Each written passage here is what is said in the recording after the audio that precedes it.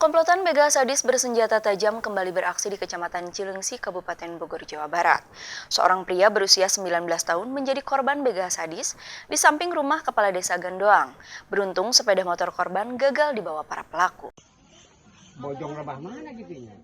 Warga desa Gandoang, Kecamatan Cileungsi, Kabupaten Bogor, Jawa Barat, digegerkan dengan aksi pembegalan seorang remaja bernama Muhammad Rafli berusia 19 tahun di samping rumah kepala desa Gandoang pada Kamis malam 29 Agustus lalu.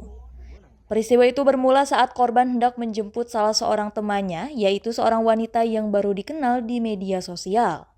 Saat dikirimkan pesan lokasi untuk menjemputnya, tiba-tiba korban langsung dipepet oleh dua pria dan dibacok dengan menggunakan senjata tajam celurit di tempat sepi dan gelap. Diduga modus komplotan pelaku begal ini menjebak korbannya dengan seorang perempuan dan janjian di tempat sepi. Saat hendak merampas sepeda motor korban oleh para pelaku, korban sempat mempertahankan sepeda motornya dengan melawan. Para pelaku begal sadis itu pun langsung membacok korban hingga mengalami luka di bagian kepala, dada, hingga tangan.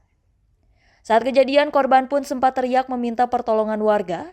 Warga yang mendengar teriakan korban langsung menolongnya dan para pelaku pun langsung kabur melarikan diri.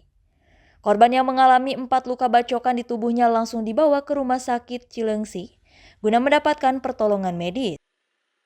Ini katanya dia mau jemput temennya di Keranji situ. Dari sini sekitar jam berapa? Jam setengah 9 sampai situ saat jam 10-an ya udah dicegati jalan gitu. Dicegat. Langsung dibacok atau gimana? Kayaknya langsung dipegat, itu dibajok. Mungkin ininya dulu. Ya terus ini ya sempat itu juga sih, sempat berkelahi dia. Waktunya warga situ datang semua. Oh, untuk sempat mempertahankan motor ya?